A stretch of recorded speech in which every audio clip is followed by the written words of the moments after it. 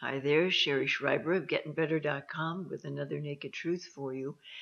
I don't know how long this is going to run. This may be a really short one, short video. It may be a quickie. It may be a longie. I never prescript these things. I kind of have a sense of what I want to talk to you about, but I don't prescript them. So sometimes when you wind me up, you can't stop me. I'm like the Energizer Bunny. But I want to talk about narcissism today and misconceptions we have about narcissism. The truth is that every single one of us is narcissistic. I'm just going to give you a moment to take that in. Every single one of us is narcissistic to an extent. Now, healthy narcissism is somebody really being very concerned about taking care of their own needs, going through life, making sure their needs are met. If we have no narcissism in us, we fail to get our needs met. We fail to get our physical needs met. There's no such thing as our getting our needs met. So healthy narcissism is really about caring enough about the self and the self needs to go about orchestrating our life in such a way that we can get our needs met and that this physical body will maintain itself while we're here. Narcissistic personality disorder, or somebody who is thought of as a narcissist, is somebody to whom their own needs are the only needs that matter. Nobody else's needs matter. They're lacking in empathy. They don't consider that when they go about getting their needs met, somebody else's needs might be compromised. They have no regard or respect for other people's feelings or needs or requirements. That's really the more accurate picture of what a narcissist is, or somebody who has narcissistic personality disorder or narcissistic personality disorder features. But we all have narcissism in us. If we didn't, we'd never get our needs met while we're in this physical body and on this planet. Never.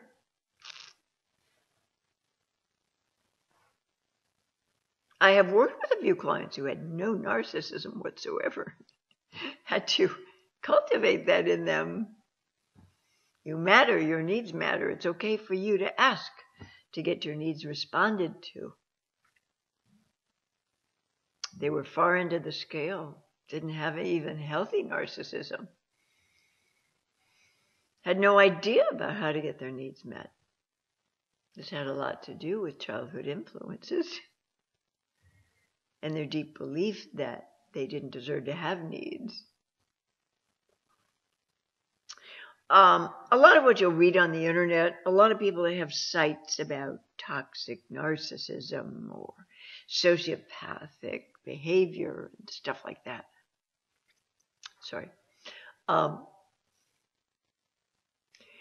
They want to have you believe that a narcissism is way more toxic than borderline personality disorder.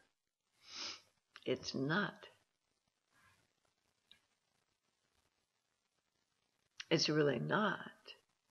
Because all borderlines, first of all, are narcissistic. They're like infants who have to try to get their needs met in order to survive. And they will go about that in any way they can. And oftentimes they're very resourceful. So if you're not there to be responsive to their needs, they'll find somebody else who is. Very resourceful, very resilient. Borderlines are. The toxicity in borderlines is when that narcissistic aspect stirs up really, really loud and plays out with you. Lacking in empathy, can't really understand or respond to your needs, your feelings, your experiences. It's kind of like talking to a 3-year-old. My needs are the only ones that matter here. Don't you dare have needs. Nicest, sweetest people come through my practice have been borderlines.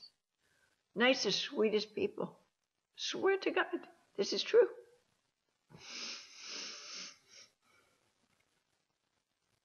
And then we'll abruptly leave long-term care. It's been a really solidified, long-term, nourishing relationship, which I don't do anymore. I mean, I did that once upon a time, many, many, many years ago.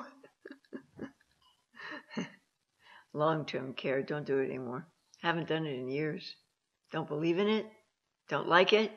Not attracted to it. Don't do it. But these borderlines would leave treatment abruptly, never considering the other side of the equation. There are 2 people in this relationship, not just one. Not just one. There are 2 people. There's a bond here. There's an attachment here. There's someone who's been helping you, guiding you, assisting you, supporting you, who has feelings as well. There's another human being in the equation. No, borderlines just leave, just abruptly leave treatment. As if the therapeutic bond never even existed. I write about this in the Borderline Personality Client article at gettingbetter.com. So all borderlines are narcissistic.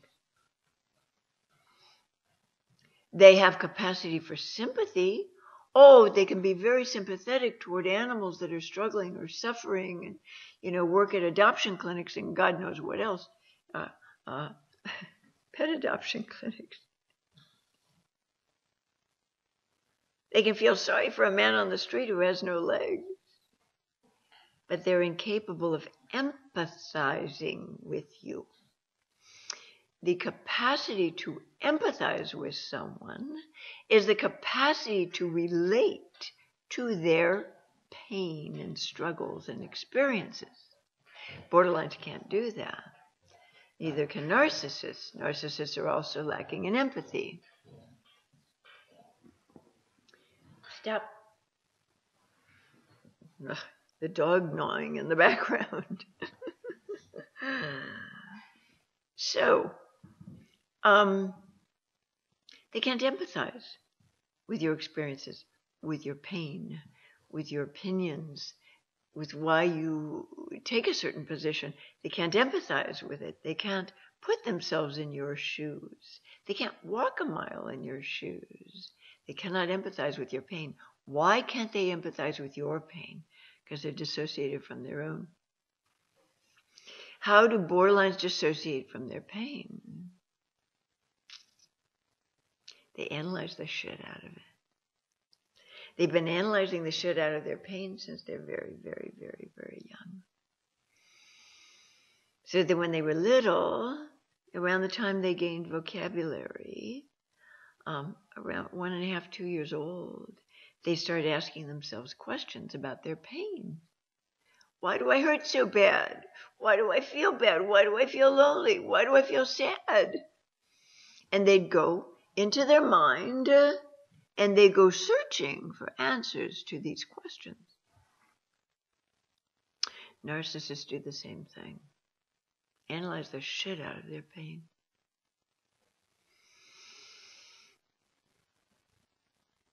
And so when you analyze your pain, it's because you have judgment about it. You don't think you're supposed to be feeling it. You're not supposed to be feeling your pain. That's unacceptable, evil, bad, wrong emotion. Your emptiness, your loneliness, your depression, Oh, if I feel depression, something must be wrong with me.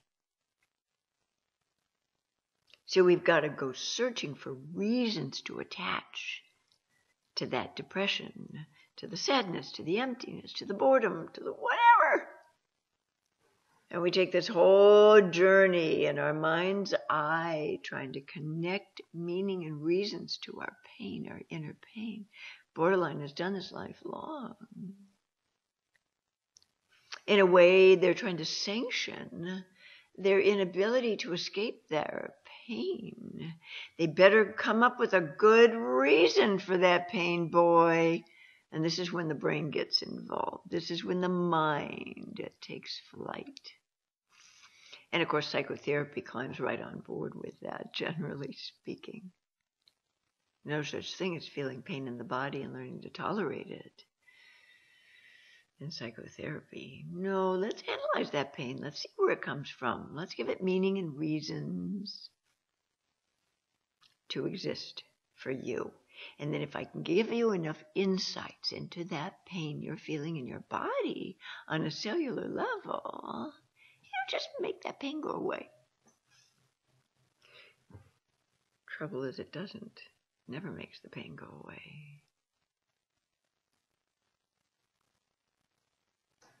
So borderlines and narcissists, those people pleaser, fixer, rescuer types that like to bolster their grandiosity and their feelings of I'm really okay, I'm smart, I'm keen, I'm good, I'm powerful because I'm rushing to your rescue. Borderlines and narcissists really don't have any capacity for empathy. They think they do. I've had them argue with me on the telephone. Oh, yeah, I'm very empathetic. No, you're not. Because you're divorced from your own pain, your own sense of fragility, your own dark feelings. You're divorced from them. Because every time a dark feeling comes up for you, you go straight into your head to analyze the shit out of it. And that's called processing your emotions in the psychotherapeutic world, I guess. Processing an emotion. It's kind of like processing cheese. And it goes in one product, and then you process it, okay, and it comes out an entirely different product. If you compare a nice, sharp, raw cheddar cheese to a slice of American cheese or Velveeta, you know the difference between processed cheese and unprocessed cheese. Well, it's the same with emotions. If an emotion is unfortunate enough to go into your processing plant between your ears, it comes out something entirely different. Ugh. So both narcissistic people and borderline disordered people do this processing thing. It's a way to sidestep the emotion, the pain in the body, which is so difficult to tolerate that we will do anything to sidestep it. We'll stay too busy. We'll clean the kitchen floor with a toothbrush if we're upset or depressed or angry.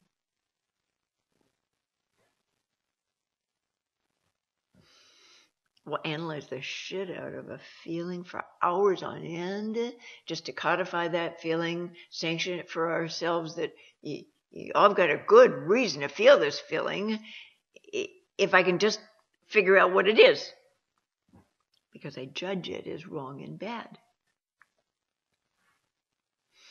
Borderlines, because of their cognitive distortion at times, which makes them appear a little psychotic. It's a tougher fix than working with a narcissist. I've worked with plenty of both. Don't work with the disorders. What I do is I help people connect to their emotions in the body and not go into the head to analyze them. Not attach meaning and reasons to them. When one can start connecting to one's own pain, sense of fragility, sense of vulnerability, one can start to relate to those aspects in another. And we have the birth of empathy. But boy, if you're dissociated and disconnected from your own pain, that comes up in your body, it's cellular pain. It's not something to be analyzed. It's just an emotion. It's a human, normal, natural emotion. If you're dissociating and disconnecting from your own pain, there's no fucking way on God's green earth you're going to relate to somebody else's. You might sympathize with somebody. Oh, I saw a woman today, and she was missing an arm, and I really felt sympathy for her. She had no arm. But you can't empathize with it. Can't empathize with what that's like for her until you lose an arm.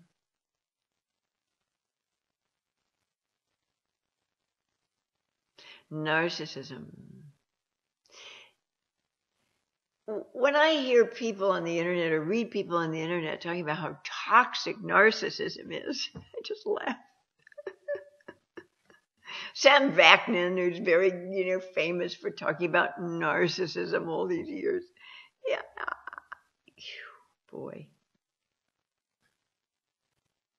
I had a very brief excursion into his stuff many years ago. Started listening to his videos and reading his stuff. And I thought, this guy, he's just missing the boat somehow. I felt like he was really carrying around a lot of rage.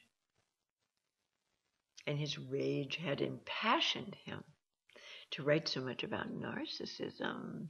But I've always felt for years that when he's talking about toxic narcissism, he's talking about borderline personality disorder. He's talking about the crazy-making stuff. He's trying to talk to you about how crazy-making it feels when you're being gaslit by a borderline. When everything you say to them in terms of what your experience is of the relationship is, they're putting it right back on you. No, you're the one who does that. No, you're the one who's like that. It's deflection. Denial is a wonderful thing. It really is. It's your subconscious mind's way of not letting you in on stuff you're not ready to confront or hear yet. Sometimes when a friend of ours or somebody we know, they act in ways that irritate the shit out of us. Just irritate and annoy us to death. Well, if you're having that strong a reaction to this facet of this individual, look deeper into you. Because if you look deeply enough, you can see that you too own that facet. You can recognize it in them because it's your projection onto them. Or you two may have a lot in common, more than you would like to think. Projection. So somewhere inside of you, there is that feature, there is that trait. If you take some time and look hard enough and you have the exceptional courage to confront these aspects in you so that you can go about modifying them. I think of it as filing down the rough edges on those less favorable aspects in you. I have them. You have them. I'm plenty narcissistic. I don't mind. It's not something I shame myself for. Help me survive in this lifetime. Help me survive. It's what enables me to get out here in front and center stage and post and record and post these very controversial videos. I'm talking about stuff that's flying in the face of everything you've grown up believing so far, or everything everybody else is talking about on the internet. And I'm presenting you with a completely different, at times, completely different take on that particular topic. Maybe it's because I'm wiser. Maybe it's because I'm full of shit. Maybe it's because I'm circumspect and I'm able to see the bigger picture in life.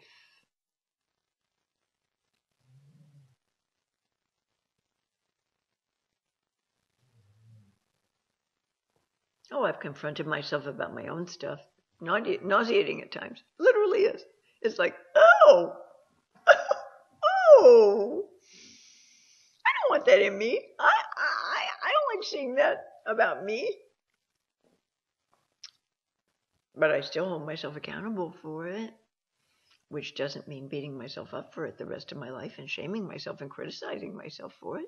I try to get to a place of acceptance about it so that if necessary, I can file down some of the sharp, jagged edges on that issue so that it doesn't play out in my relationships in a destructive kind of way.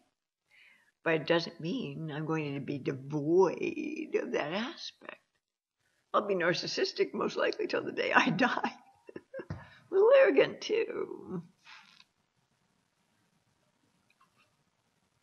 So what?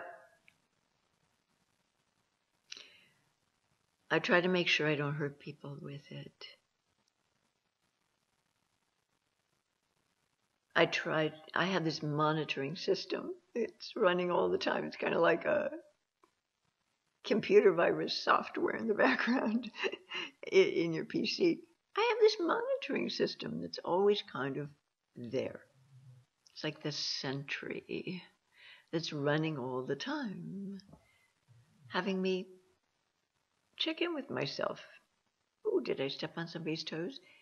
If I perceive I have, I will immediately call that person and make amends, offer sincere apology. And most of the time they go, I didn't even notice. You didn't do anything wrong. What are you crazy? You have nothing to apologize for.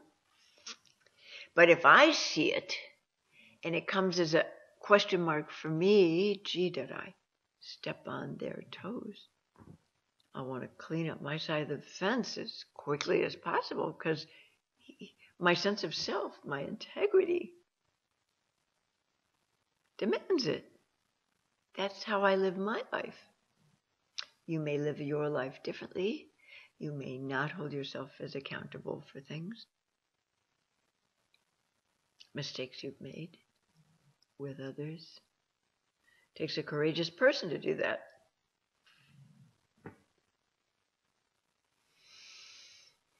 Narcissism. This is what allows you. In one of my other videos, I talk about asserting yourself, loudly to get your needs met. Sometimes this is necessary in life. Don't just be passive and let people steamroller you and walk all over you and think of you as a chump. Oh, he's such a nice guy. I can get away with murder working for him. Don't be a chump. Be somebody who's got a good, big set of testicles in his trousers and is willing to assert himself and not be afraid of how somebody might perceive you. You don't barge in like a bull in a china shop with this stuff. First, you take that person aside and you calmly say, this is what I'm needing from you. And you might do that a second or third time. But by the fourth time you notice they're not doing what they're supposed to do for you and your company, you got to get real tough with them, jerk their chain good and hard. Say, look, I've tried to be Mr. Nice Guy here. You haven't paid attention. But I'm telling you right here and now, I'm going on record. If this situation continues, you're going to be out of here.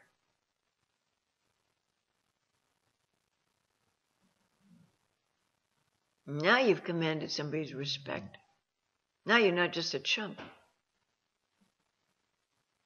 It takes a certain amount of narcissism to enable you to assert yourself when it's necessary to do so, to guard the well-being of yourself, your business, your loved ones.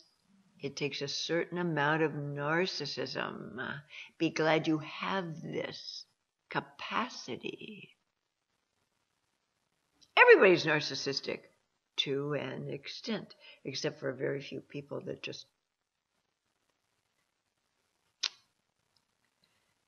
they're like walking corpses. They're already dead. They have no life in them, no passion in them, no desire to live, no will to thrive. Those are people with not enough narcissism, unfortunately. So I'm hoping that this broadens your scope a little bit about narcissism and how it plays out in our life, how it doesn't play out in our life. That it's part of you being able to get your needs met as you go through this life in a physical body. It's essential. It's necessary. You can't survive without it.